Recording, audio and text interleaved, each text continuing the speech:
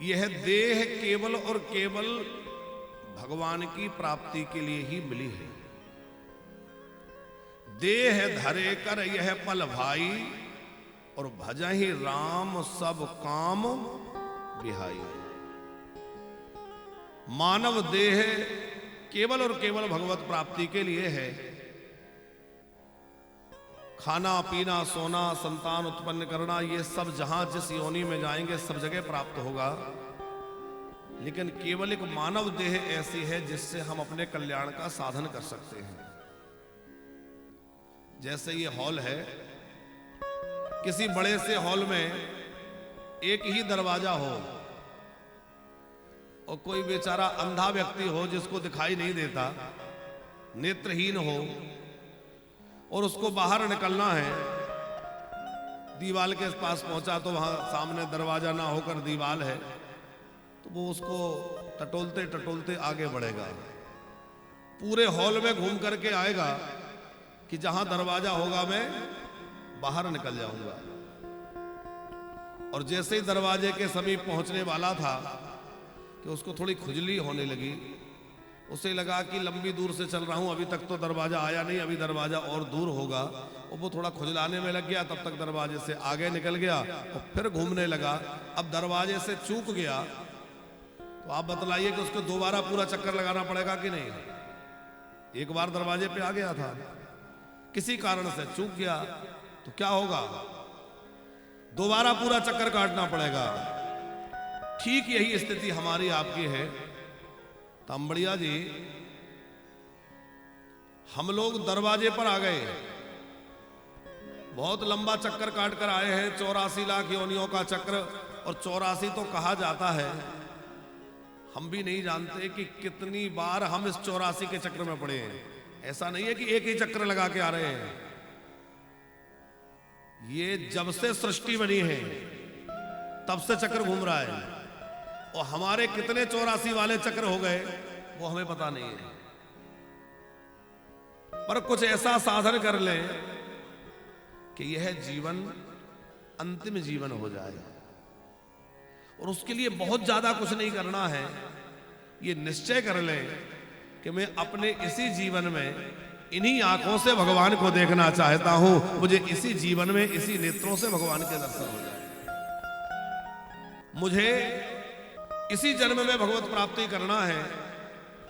इस संकल्प का उदित होते ही भगवान मिल जाते हैं, क्योंकि संसार की प्राप्ति के लिए 3 चीजें चाहिए और भगवान की प्राप्ति के लिए 1 चाहिए। तो सरल कौन हुआ? भगवान। संसार की प्राप्ति में 3 क्या चाहिए? पहला है इच्छा। किसी के मन में इच्छा हो कि मुझे धनी बनना है, मुझे इस पद पर जाना है, मुझे राजनेता बनना है, मुझे एक्टर बनना है, तो इच्छा हुई तब तो वो आगे बढ़ेगा। किसी के मन में कोई इच्छा है, कोई कुछ बनना है, कोई कुछ बनना है, तो कुछ भी प्राप्त करने की पहले इच्छा होगी। और मन में इच्छा लिए बैठे रहो, कुछ ना करो तो मिल जाएगा? उसके लिए पर यत्न करना पड़ेगा। तो पहले इच्छा पर यत्न, और तीसरा यह है कि भाग्य में होगा तो बनेंगे, और नहीं तो जिंदगी भर घसट जाते। लोग मोहल्ले के पार्षद नहीं बन पाते। किसी के मन में इच्छा है कि हम भी मुख्यमंत्री बनेंगे, अमुक बनेंगे, एमएलए बनेंगे, एमपी बनेंगे, खूब प्रयास करते हैं, जीवन भर नहीं बन पाते। तो इच्छा भी थी और यत्न भी किया, पर भाग्य में नहीं था तो नहीं मिला। तो संसार को प्राप्त करने कितनी चीजें चाहिए? 3, इच्छा, यत्न और प्रारब्ध। लेकिन भगवान को प्राप्त करने 3 नहीं चाहिए, भगवान को प्राप्त करने केवल 1 चाहिए, और वो है इच्छा।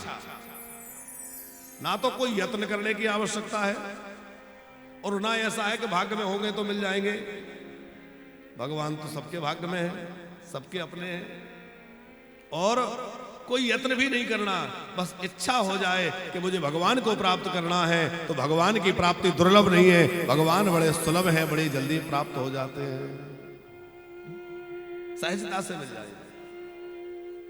और मजे की बात यह है कि संसार जब भी मिलता है तो अधूरा मिलता है, और मेरा कन्हैया जब भी मिलता है तो पूरा के पूरा मिलता है साहब। वो अधूरा नहीं मिलता, वो पूरा मिलता है।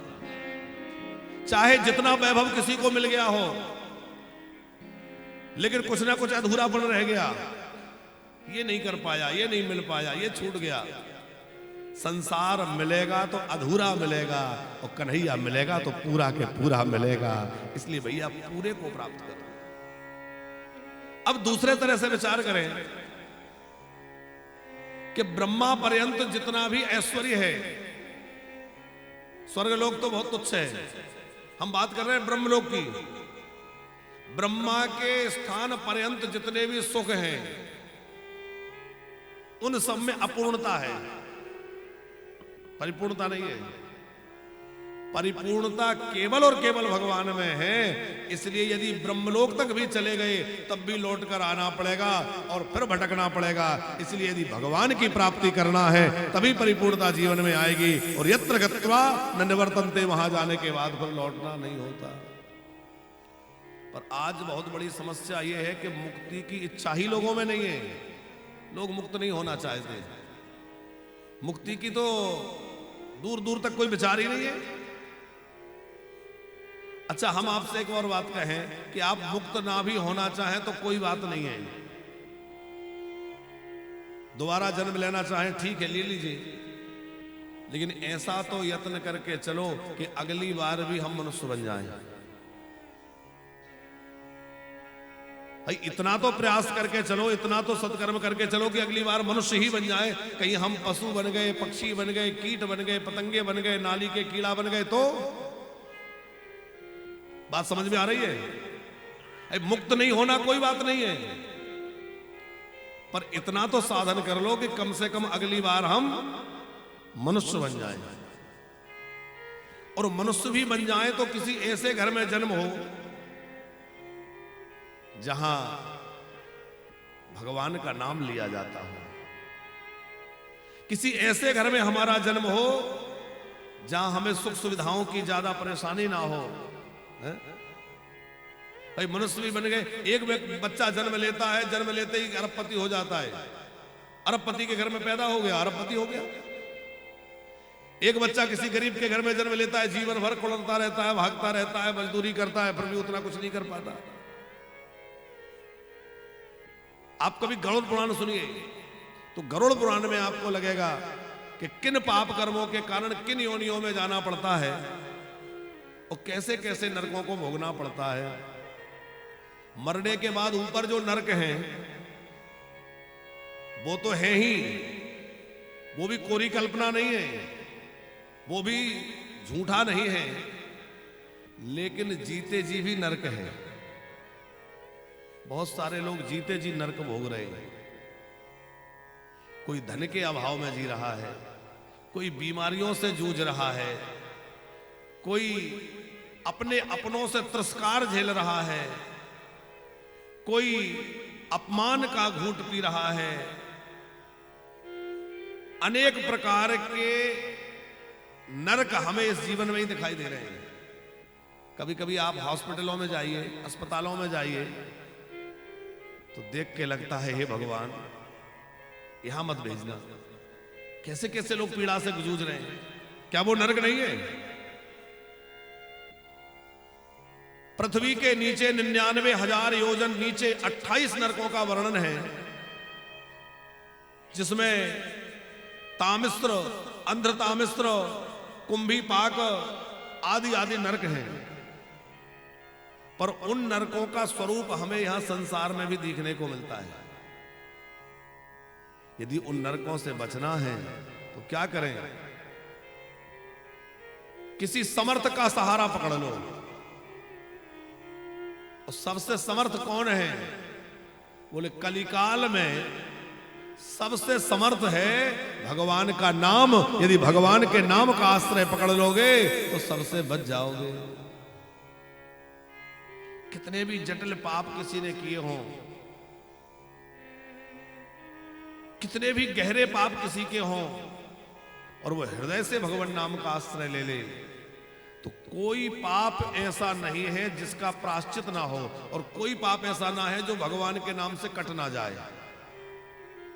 पंकज जी, मनुष्य में इतना सामर्थ्य नहीं है पाप करने का जितना सामर्थ्य भगवान के नाम में उन पापों को नष्ट करने का है।